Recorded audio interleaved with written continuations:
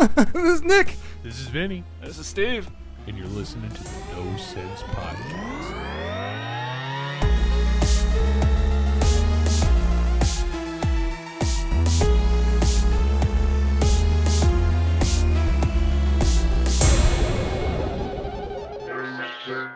Well, hi everybody. What's going on? Hello, hello, hello. Care for a pistachio? Ooh, I love your nuts. Oh, in I your hope mouth. Yeah, I hope you chew that real loud. I have been eating them. I'm pretty quiet chewer. Did you know pistachios are not a nut? They're a seed. Ooh. That's, Also, a banana is a seed. I think. Also, the flavor that everyone knows of as banana from candy is actually a extinct species of banana that no longer exists anymore. Artificial banana flavoring is gross. I don't know. I love me some banana runs. so I was thinking, remember the Two Girls One Cup video? Oh God. I know you guys have seen it. I'll bring up You know how shit many from people five have fucking said plus that years too? ago. I wonder if that really was soft serve coming out of their ass, and did it have that flavor of What's that? banana? And then I thought about if there was a comedy bit I would do, and it would bring that up, and then how I would right when I noticed that they were starting to poop in the cup and then put it in their mouth and spit it back out and all that stuff. I was like, in the bit, I would be like, yeah, that's when I threw up, but I threw up all over my dick, and I still kept going. I was like, "Bleh!" And it was just kept me Extra going. lube. It's fine. Pretty much. I don't know, the bit in my head sounded funny. Not that I'm even gonna attempt to try comedy because I'd fuck it up just like I just did that. But speaking of comedy, Zach Galifianakis explained, explains why Beneath Two Ferns won't return. Oh. Why, what? The Between Two Ferns Oh. show he did. I guess he did that. He did that for about 10 years. I didn't realize that show Damn, I had didn't realize it been went out on that that long. long. Yeah, because they did the movie, and since then there hasn't been anything. And There was a honestly, movie for that? yeah, I that's I guess probably one of the reasons why Fucking hilarious. maybe it didn't go over very well or something. But I'm gonna turn on my light here. No, that's too much. Looking all holy over there. Shit. Yeah, I'm just gonna keep it like this. But yeah, there hasn't been anything since then.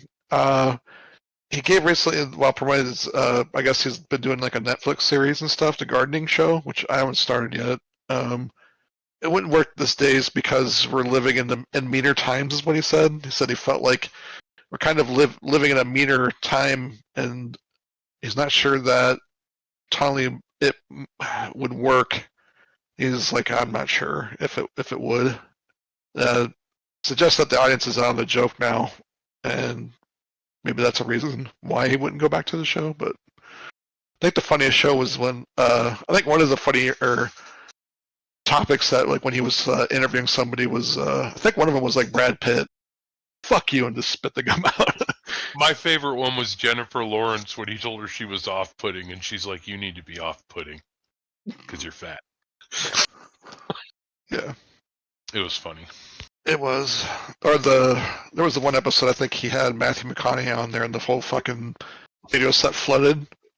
Hmm. Yeah, it was like a pipe fell down and just started flooding the whole studio set. That was the show It that was- they used to have celebrities read mean tweets about themselves on, right? I think Yeah. so. Okay. Yeah. Yeah, I don't think I've ever seen a full episode of it, but I know I've seen clips and stuff. And I remember it was funny. I honestly didn't even know that. I thought it was something they just did during the pandemic, and then it stopped after that. So Mhm. Nick knows this about me because we're pretty good friends, but I don't have an aversion to it, but I don't, I guess, appreciate what is stand-up comedy. Some of it's funny to me. It loses me though. I can follow it, I understand it, I get the humor, but my attention span isn't long enough or something. But I like a lot of stand-up comics material in small doses, but that kind of humor that's not stand-up, that it's would you call that almost kind of a reality improv? Yeah, I'd say I- so. Probably along the lines Yeah. of like whose line is it anyway, sort of thing. That's my kind of comedy. It's really dry, hilarious humor.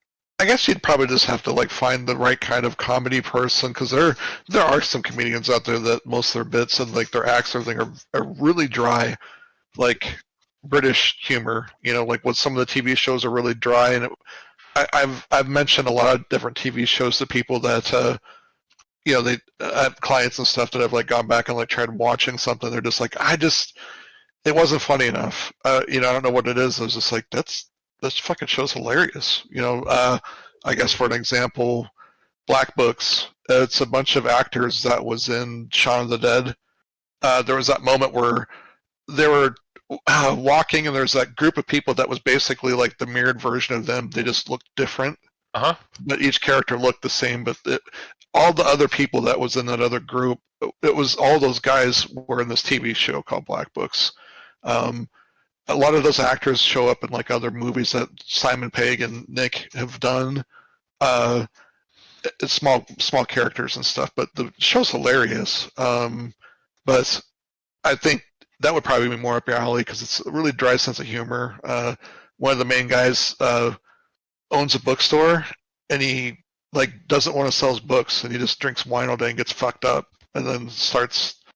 By the end of the shift, he's like drunk as shit and cussing at people and stuff. I don't know. The show's really funny, but one of the actors in the show, and I don't know how he did it, but he had this like small little book.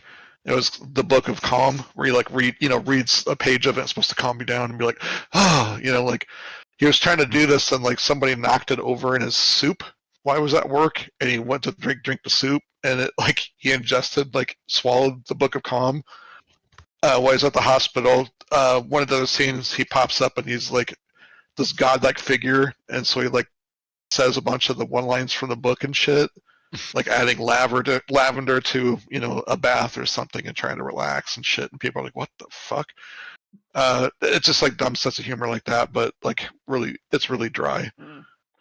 Oh no, personally, I love stand up. Like I like going to stand up shows. The main reason I like it is I like the comedians that like interact with the crowd and heckle the crowd and shit like that. So for I think it Yeah, was right. I can't remember if it was Christmas or my birthday this year, but Erica got me tickets to go see this German comedian that I found on Facebook, and he was absolutely hilarious. His name is Mario Adrian, and I actually got heckled and roasted during the show, and it was absolutely hilarious. Were you sitting close to the front? Yeah, so like the way that the Funny Bone was set up, there's the stage, there's a row of tables literally touching the stage. There's a little walkway, and then there's the next set of tables and stuff. And I was at that one on the other side of the walkway, like directly in front of the stage. Yeah. We did go see Joe Coy a little over a week ago downtown. He went an hour over his set. It was pretty hilarious. And the cool thing about this, and I wasn't sure what to expect because I've seen comedians live before, and unfortunately some of them just kind of recycle some of their bits. You're just like, fuck, I just could have watched this at home on YouTube or something. You know, like I want to hear something new. I want, you know, to hear like crowd work or something, and, you know, something funny. But he actually did nothing but crowd work and new bits. I think the only small little set that he recycled while he was here was a little bit about his CPAP, but it wasn't. It was altered. It was the way he navigated the thing about the CPAP stuff was completely different than what was on his special. So, and he brought up that he didn't want to basically put out the same content, you know, just for that reason. And I guess he just shot another Netflix special. So, but I don't know. Life and I had a lot of fun at that. It was a really good stand-up show. And there's been a slew of people coming to town, I think, this next month. Trish Haddish is coming. What was I can't remember the guy's name that was in Half Baked. He was a teacher. Oh gosh. William something. Yeah. I have to look him up real fast. The cast of that. Then a guy named Don that does like these. I can't remember his last name at the moment either. He does this like perfect impersonation of Macho Man with the stand up and stuff. Is fucking hilarious. Where he's like yelling at the kids like, "Ooh, you didn't pick up your toys." Yeah. Is it Harlan Williams? Yes, it is Harlan Williams. I just found it. Yeah, he is coming to the Funny Bone. Jim Jeffries is coming. I'd like to see him live. I might have to look up tickets for that one, but I don't know. I think I guess if I had a dream ability besides instrument playing and stuff and being successful at that, I think doing stand up would be kind of like that dream thing of just going on stage and bullshitting with the crowd and stuff and making people laugh would be pretty awesome. I know I have like funny bits and like can be funny at times, but to be on stage in front of a ton of people and bring them on for story time and then trying to be funny about it and crack jokes where it's just kind of, bring stuff back, because I get up there probably and just like I do even on this podcast where I'm like sitting there, like my brain's thinking like of 5 things all at once and I'm like, fuck, I can't think of the person's name or all of that. I think I'd get tripped up. I don't know if I'd be able to do it. It would be tough because even, you and I and Steve, we're all humorous guys, I guess. You could call us funny. We say some pretty funny stuff, and even at the shop, man, when you're tattooing on me and people are like, man, you guys are hilarious. But yeah. we're funny because we say funny things throughout the day, not like, I don't think either one of us has the ability without practicing it to keep people engaged and just say bam, bam, bam, just funny, funny, funny for 2 hours. You know? Can't keep it concentrated like that. Yeah. Yeah. I think small doses. Yeah. Yeah, basically in like small spurts, because I couldn't keep that faucet on. It would be a drip. It's not on full force like these guys. Dan Soder is the guy's name. He's been in some TV shows and stuff, but his stand-up is fucking hilarious. But his Macho Man, if anybody out there is like interested, like look this guy up, look up a YouTube conversation about him being Macho Man and like yelling at kids about picking up their toys and shit. It's so fucking funny. And he sounds just like him. It's fucking crazy. Yeah, Tiffany Haddish is going to be here also at the end of May. Yeah, I mean, like there is quite a few people that are going to be here. I think Funny Bone's kind of like kicking it up a little bit, trying to get people to come to the new location. I do enjoy sometimes when I'm scrolling on social media and I see like a little 2-minute clip of a stand-up, like this girl, Christina Mariani, I think her name is. She acts all like nervous and stuff, but she's really funny. Her delivery is really good. I see a lot of comics on social media that I'm like, oh shit, that's hilarious, and I forget who they are. Mm-hmm. Yeah, there's one I've been seeing popping up on my social media, and I cannot remember what the hell the guy's name is, but he does bits with characters, and he's got this one character called Thug Peach, and he basically is a gangsta who cooks, but he comes up with the most ridiculous names and jokes for all of the ingredients and adding shit together. I highly recommend you check his shit out. It's great. He calls like butter moo sticks and pumpkin spice Taylor Swift glitter or something like that. That one guy that cooks calls hamburger cow confetti. That was great. How long before you think, if they're not already, comedians are using AI to write their shit? Oh, I'm sure they already are. Well, and the funny thing is that you bring that up because I was just thinking about that.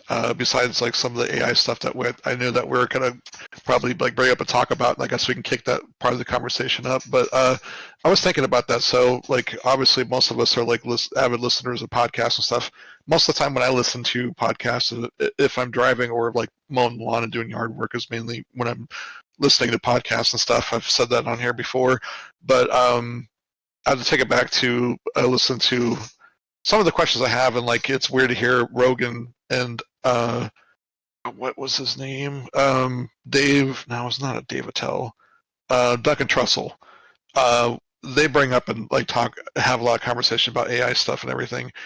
And I was thinking all the time when I was mowing the other day, would they be offended if they found out that somebody that came up the ranks just like them were starting to get it to like arena status with their comedy and everything, and then to find out like he basically would have come out and just tell them, not even the core audience, us that are listeners, that he uses ChatGPT or like Claude or any of these other AI-based things, that he has funny thoughts, but has ChatGPT or one of those AI things like basically like write out his entire format, and that he's not a very funny person, but he can work a crowd. He can talk very good. People listen to him when he talks. Like he's a very good verbal person. Would they lose respect for what he's doing? Like they're like, oh, you're not really a fucking comedian, man. Get the fuck out of here. Like you're not a part of the tribe. Or is it just like, whoa, he's doing the thing? Some of the quote unquote like old heads, I could see them thinking that way, but just from like through my own video content on my YouTube and just in general lurking around forums, looking up advice, looking up techniques on how to do stuff, pretty much every content creator, regardless of what genre they're in, incorporates AI into their creation in one way or another, whether it's like writing scripts for them, actually fleshing out ideas. Some people will just be like, hey, I have this random idea, AI, figure it all out for me. It's fucking everywhere. And I don't think I can name a single content creator that I follow on any platform that doesn't use it in one way, shape, or another. It's just it's what it is these days, and especially with the rapid fire pace that creators are expected to put shit out these days. Like if it's your full time job and that's all you're doing, I can't imagine I can come up with enough stuff just on your own fast enough. I got something for this kind of right. The way I see it is this: you and all three of us, we all have a lot of tattoo work, and Nick being my artist, if he came to me, which he hasn't, but if he came to me and said, hey, I found this, I had AI create this, but I put my own spin on it, what do you think? And he changed it and it was cool, I wouldn't have a problem with that at all, Yeah. But he actually put effort into it and he used it as a base and modified it. Yeah. And I have tried to use I use a program called Midjourney. It generates images and stuff like that. I've used it to try to come up with different angles on certain things, like an eagle, or it's very like specific, but it always gets something wrong. I can't use the image and just go like, well, I'm just going to print this out. We're just going to tattoo this. This is exactly what you see.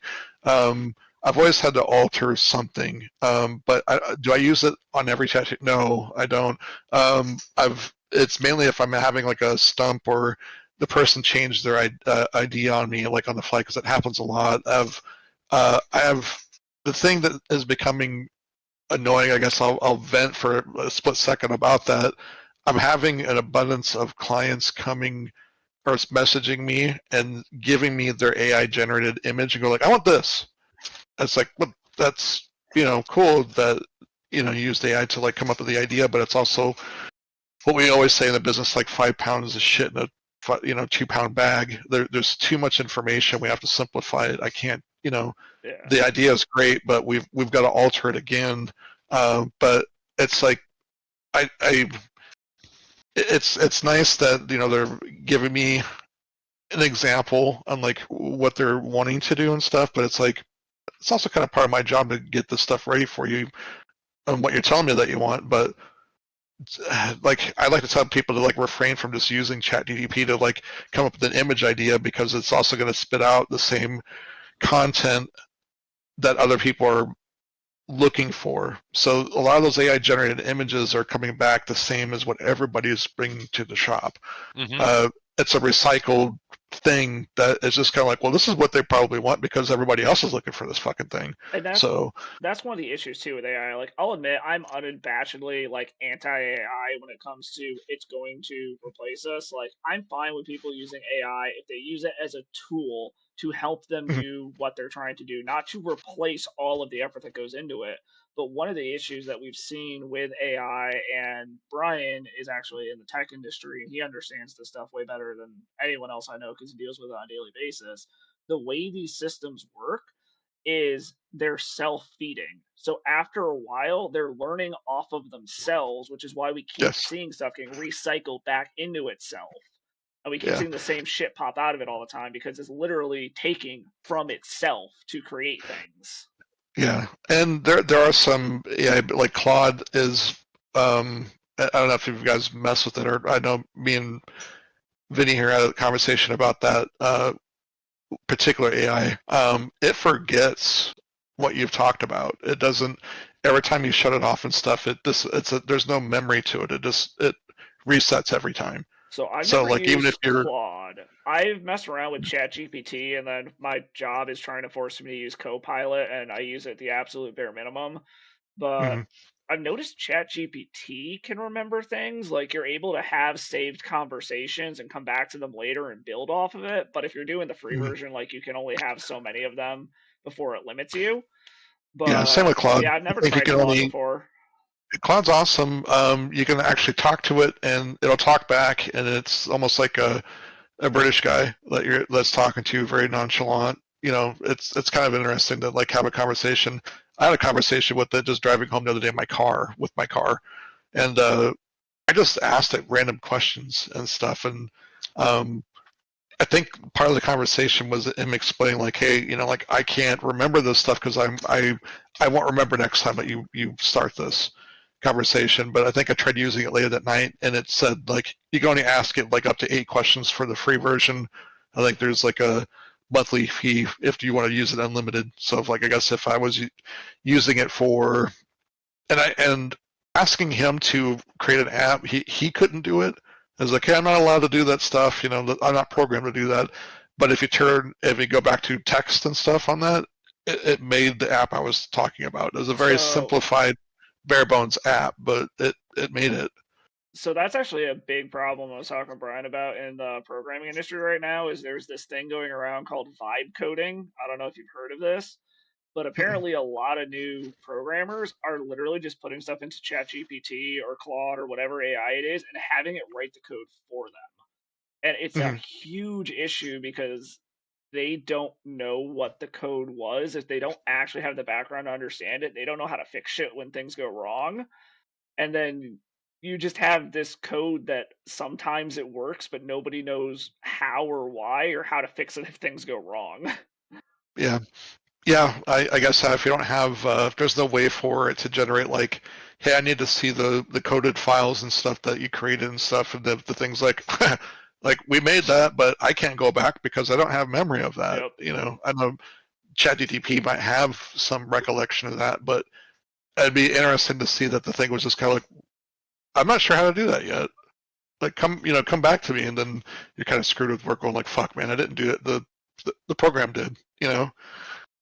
So, I guess the other thing with some of the AI stuff too, I mean, going back from like a lot of professionals are starting to use it as implemented as a tool and stuff, but when would it be integrated, do you think, with a more advanced version of like, say, with the alien stuff, and this is going to be a weird like diversion from AI and stuff, but since we already have basically 3D printers, it can print things with no seams. You know, obviously it's plastic. Um, I'm really surprised that they haven't made a version yet where it's some industrial version that uses metal, like alloys and things They like that have. for Yeah, power that structures one and hundred stuff. percent exists. I've seen ones with concrete. I've Okay. seen ones that I don't think it was metal, but it was some kind of polymer that was more rigid It and was making, durable to was it plastic. making, yeah, was it making like a house structure, like making Yeah, the like they'll foundation and stuff 3D like that? print cement houses. Yeah. So I have seen that, but as far as like using it for like say auto crafting and things like that for flight, taking it back to like the 50s and stuff when supposedly they have alien technology, like how if there was that spear or orb or whatever that they have in Area 51 that they won't supposedly talk about. I know that there was talks about whatever that they saw didn't have seams and all kinds of stuff. I'm like, well, it's basically like a printed thing, like some kind of structure. I'm surprised that we haven't gone to that route yet with aviation or, going up to space with, I guess, the structure type stuff to be light enough and no seams to basically like break apart. Like there would have to be like some kind of massive, explosion for it to actually like blow apart. But I think structurally, I'm surprised that we haven't, and if they have done it, why they haven't really talked or brought that up yet. With that. Something may not have a seam, right, like a sphere, but unless you take something solid, right, like a chunk, and I don't have an engineering background, but I have a good understanding about a lot of that kind of stuff. If you take a sphere, to make it truly seamless, it would have to start as one piece, and it would have to be solid, and it would have to be carved a sphere out of it. If you start with nothing and create a sphere, you're going to have maybe not a true seam, but there's going to be a starting point and an ending point where then there's just no way to get around that. I think that what you're saying though, if they found a way to 3D print aluminum parts for like, I don't know, wings, right? Something like that. Sure. I see where they could make them a lot stronger doing something like what you're saying. Yeah. Absolutely. I mean, because trying to trade welds and stuff like that. I mean, I think, forests and things like that, those welds only hold so much. Yeah, I guess the advancement and stuff, the thought and theories there. Just I'm surprised that they haven't like kind of like, hey, this is the new thing. Like we have to like kind of weld things like structurally in place, or like we have to weld this wing at all. This is all just printed in metal alloy. It's just a thing. So just for the hell of it, I searched it up. 3D metal printing is currently a thing. It does exist. It's just incredibly expensive to get the machinery to do it. Sure. Yeah. Do you think people 3D print sex toys? Oh, 100%. I'm sure. Like some kind of rubber polymer or something that, well, most of that stuff is probably a casting and everything, but I'm sure, like. Vinny, are you going to 3D print some tentacles now? I don't have a 3D printer. Yeah, I haven't gotten down that rabbit hole. It's interesting to see convention work and everything. How many people are at those conventions with 3D printed stuff like it's a side hustle, like a job, or like a store. When I went to Planet Comic-Con, I'd probably say like a third of the vendor booths were just 3D printed stuff, and it's funny because you look and like half of the stuff they have at their tables is all the same shit, so it's all just free files that they can find online and mass produce. Yep. Do you have a 3D printer, Steve? No. It'd be funny because I could hear the conversation already when your wife comes in. How come there's all these different sized balls laying around that look like they could be connected with a string? Yeah. Like this one looks like a snake. But yeah, that's all the same, like hexagon looking, like cool different shapes and like glitter versions of like snakes and reptiles or dragons is a huge fucking thing. I think the last time I went to one of those like con things at like Oakview, there was probably 5 or 6 people, and a lot of it was all the same shit. There was one vendor that was at the convention in Kansas City I worked a few months back that was all horror-related prop stuff that was different, 3D printed stuff, and it looks like he actually took the time to actually like hand paint some of the stuff.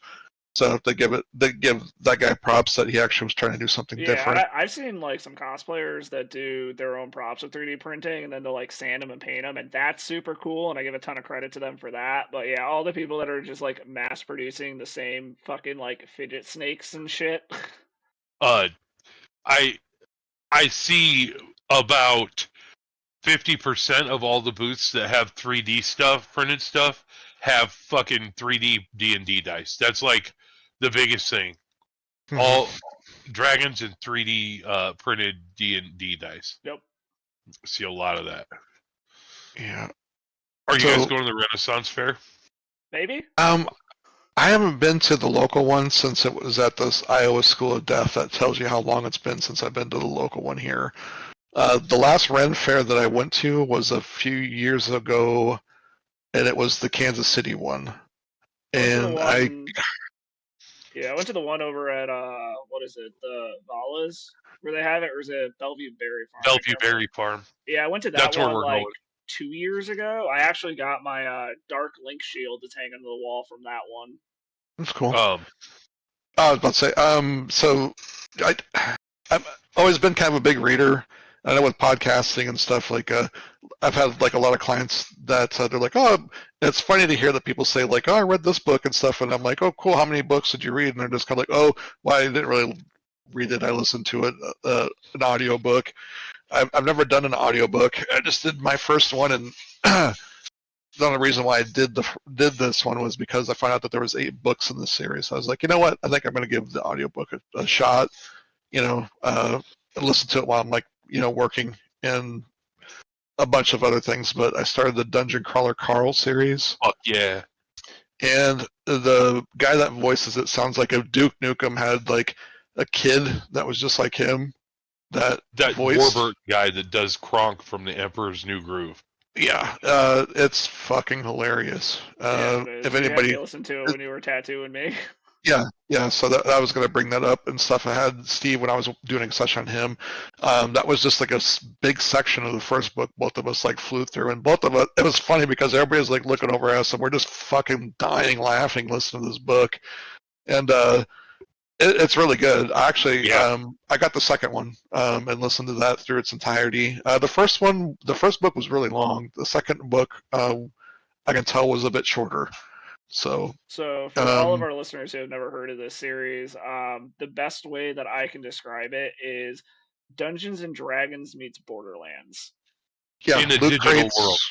Yeah, it's got a little bit of sprinkled, besides like Borderlands and stuff like that. It's also got like a little bit of like, oh man, it's hard to like. There's so much stuff. A little bit of like Ready Player One vibe to it. It's got like there's a lot of content that it like pulls from, but it's very Dungeons and Dragons-y. There's almost like too much to talk about because there's so much funny shit. But it follows a guy and his cat into this basically like dungeon universe underneath the planet's surface. There was some kind of implosion that happens, and anybody that was in a structure, if it was a house, building, any kind of structure, basically everybody dies. Anybody that was outside of the structure and everything, they all lived. I think when he went into the dungeon, there was like 4.850 million people that survived that, and they all, it was wintertime, so his dumbass went to go get his cat in boxers and a jacket. So he's like freezing cold. It was just like, well, I need to go down here or I'm gonna fucking freeze to death. There's no structures. There's no thing to survive this winter right now. So, but his first interaction was a bunch of goblins in a war machine. The cat got a treat, and the cat got powers to be able to like communicate with him. The cat talked and shot magic missiles out of its eye sockets. So it's a really, really funny book. Yeah, like so Nick was having me listen to it while he was tattooing me, and like so we're both just sitting there fucking dying while he's tattooing me. This absolutely hilarious series. There's an 8th one coming. There's 7 out. I own all 7 in hardback and on Audible. Nice. So did you read all of them so far, or have you listened to any of them yet? I've just listened to them so far. I'm gonna go back and read them probably eventually, though. Yeah. I thought they'd look cool on my shelf. Nice. I would probably own those books, honestly. I think I can read them for free on Kindle right now, but I think those books I think I'd want to own. But how many books have you listened to now? I'm on the second one. My wife Okay. listened to all of them, She's listened to all of them. Okay, that's every awesome. one of them, and loves it. Yeah. So I got Um, super excited. Like right after Nick had me listen to it, I was just scrolling around on Facebook, and I saw a Dungeon Crawler Carl magic card. I'm like, holy shit, they're doing a secret layer of this. And then I found out it was just a fake and like someone created it because they like the series. But I'm like, Oh, God that damn it. sucks. If that was real, I would buy the shit out of that. I would probably buy the cardboard crack with you for that one. That would be awesome. Hey, Secret Lair, if you're listening, which I Right? highly doubt it, you should make that Hasbro, shit. if you're listening. Lots of money to be made. it's part of this newer genre of writing called lit RPG, Mm. and it's Super awesome. into it. It's super, Yeah. it's great. It's right up all of our alleys for sure. Yeah, That's why I was telling Steve. I was like, dude, you gotta listen to this with me. It's like I know I'm like a little further in the book, but it's like it's really easy to navigate in what's going on. So are you getting them on Audible? yeah, so the first two I got on Audible, and if anybody doesn't want to like join or listen to it, I did find it for free on Spotify. The first book, anyways. Yeah, the first book's free on Spotify. There's another series, Nick, that I've listened to the whole series. It's not comedy. There's some parts of levity in it, but it's called Cyber Dreams, and it's a 5-book series, Hmm. and it's fucking awesome dystopian space piratey, really badass writing, and it kind of has an Alita Battle Angel vibe to it. Hmm.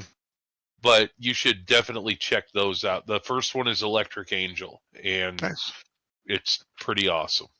So you guys getting excited for the new Mortal Kombat movie coming out? Oh, hell yeah. Yeah, I'm just I sad thought that the it's in last theaters two were only. great.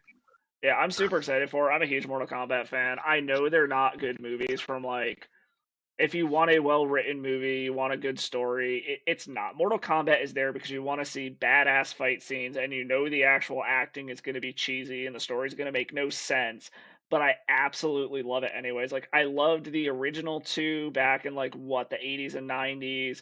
The one that they made a couple years ago, the new one, loved that. Super excited Mhm. for the new one, and I'm also super excited that they're introducing one of my favorite fighters in it. So I cannot fucking wait to see Noob Saibot. Ah, nice. Well, there was a scene that they did release a little bit of that fight between Noob and Scorpion fighting in what looked like hell. So I did see that. I didn't want to. I have been on this like thing lately of I don't want to see any like trailers for anything. Uh, these companies do a fucking horrendous job of spoiling the best parts of the fucking movie to get Yeah. people excited. And so when you see it in the movie, you're just like, cool, I've already seen this. I don't give a fuck. So I've been like really trying to not watch any new trailers. I mean, like if you've asked me if I saw I did see a little bit of the teaser trailer of the new He-Man. It looks fucking awesome. I'm gonna go. I want to see that. Street Fighter. I've not watched the trailer for it. I don't want to. I want to be. I want to be excited to see that one. People have told me that it looks more like a comedy, which even better. I'd rather it be funny and tongue-in-cheek fighting, with all those characters and stuff. I mean, I've seen photos and stuff of like what these guys look like. They look really close to the games, so Yeah. I'm excited about that. Yeah, I'm right with you though. Like when there's new stuff coming out, I do everything I can to avoid seeing spoilers on social media. Like between Mortal Kombat, I've been trying to skip all of that shit. The new season of The Boys just dropped. I've been trying to avoid all of that kind of shit because I haven't started it yet. Like it's so hard to even just scroll social media anymore when there's something new coming out and not Mhm. have everything just be fucking spoiled. Yeah. Yeah, it makes it tough. Another thing I'm excited about. So the director that did that Dracula movie, the one that came out, was it last year or the year before, with Johnny Depp's daughter, the Nosferatu movie? Did you guys see Oh, that? the one on the boat? Yeah, well, yeah, Nosferatu starts in the boat and everything, but yeah. Robert So Eggers. yeah, so that director is doing a werewolf one, from what I understand. if it's anything like the Nosferatu movie, where I think we're in for a treat. I have not watched the Mummy movie yet. Wait for a better copy to like kind of pop up. I don't know if I'm going to see that in the theaters. I honestly can't remember the last movie I saw in the theaters. So Yeah, I've been seeing some stuff about they're working on a new Resident Evil movie, and they're gonna have it be separate of like all the previous ones. It's not gonna be affiliated with them in any way, shape, or form. But I actually have hope for it this time because the director and the writer are constantly like posting stuff on social media about like, yeah, we're going to stay true to the source material and spirit. We might not necessarily copy the story 100%, but they want that survival horror vibe. They don't want it to just be an action movie. They don't want it to be campy. They actually want that survival horror tension suspense feeling. And the fact that they're so passionate about getting that feeling, I actually have hope that this movie is going to be good. yeah. Anything you watching right now, Vinny? I know you've been working your ass off at the house, but it's been crazy, dude. I'm watching Marshalls. It's a spinoff of Yellowstone. It's a little cheesy. I am excited. King Spawn, which is the reboot of the Spawn movie, is set to release in 27. So from Blumhouse Productions. You know, I'm a huge Spawn fan. It says Jamie Foxx got really sick, didn't he? yeah, but I think he's fine now. He's still attached to it, and I think he's going to be a pretty rad Al Simmons. So, I can't remember. Did you guys start The Pit or watch The Pit, the TV show? I haven't yet. It's on my list, but It's on my list too. It's really, really good. We just finished up the second season recently. First season's amazing. The shows, I know I probably talked a little bit about it, but I'd highly recommend if anybody hasn't watched that, to watch that. And I saw that the showrunner for Marshalls, or that was in Yellowstone, stepped away. I guess he wasn't like, I don't know if him and Sheridan had like a falling out or something, but I think he's walking away from the series. Is he? I can't remember the guy that was married to the sister. Riff. He was in Fast and the Furious. Yes, yeah. I think it was him. I think he. What is his name? Cole Hauser. Okay. I'm pretty sure he's the guy that was talked about having a conflict, and I guess decided to walk away from it. I know that Taylor Sheridan and Kevin Costner had a falling out, and that's why Yellowstone went the way it fucking did. Yeah. Well, I mean, Kevin has been notorious for like wanting to basically like start pulling, and wanting to take over. I think just because he's been in so many fucking movies that are massive hits, I think he knows good movies or good cinema and stuff, but I think he has a hard time just having his hands off the wheel. Yeah. In that sense. Yeah, I understand that, I guess. As far as watching anything new, though, I haven't. I did recently watch a movie from 2016 that I slept on and never saw, and you reminded me of it when you brought up Zach Galifianakis, but I watched Masterminds. And that movie was goddamn hilarious. Like, he's like, you farted right into my butthole. Yeah. Damn it, Janet. Yeah. Fart that transplant. movie was great. Yeah. I didn't ever really appreciate Kristen Wiig as an actress. Like I saw her in Bridesmaids, and it was funny, but I just didn't care, But she can play serious and funny. Like, she's actually got some range, man. Yeah. So, but she was also in Wonder Woman, that was in 1984. Okay. I don't remember much of that movie. She was like the assistant that went all fucking crazy. Yeah. Yeah. Yeah, I remember Gal Gadot because she's one of the loves of my life. But she's ridiculous. She's so pretty. I like all that DC content. Batman and Superman and Wonder Woman, The Flash. We can wrap this up with a little bit of the game stuff. The Nerd Nook. Nerd Nook. Yeah. So, do you guys ever check out that Replace demo? No, might not have- yet. I fucking forgot all about it. Yeah. So you can play the demo for free still on Steam. It's just it's not very long. The demo is not very long, but it's amazing. Very gorgeous 2D looking, 16-bit looking game. I mean, it's fucking gorgeous. They took their time with the dimension and making this thing look really good and interacting and stuff.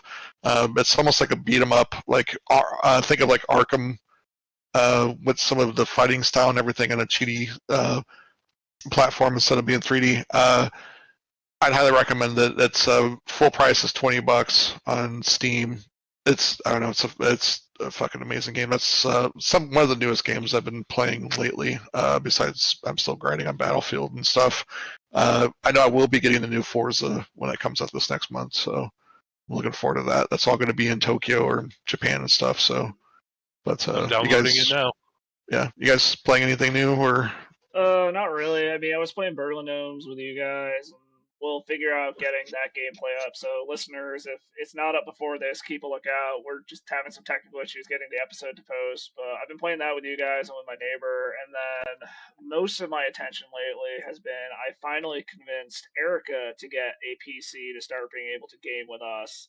So I've been just slowly getting everything so that she can get her own PC up and running. Our roommate is leaving on Friday.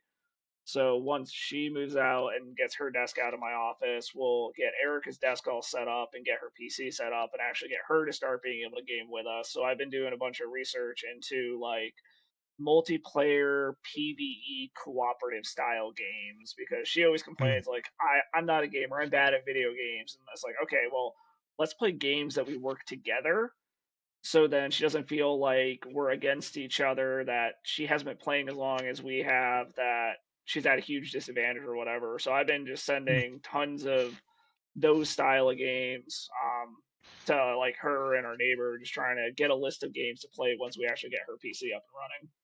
Sure. Good stuff. But you've been playing anything lately? I'm still loving RV there yet. Are you there yet? I know you keep telling me to check it out. I think I might have checked out what it looked like and stuff. I'm not sure if I'm feeling it.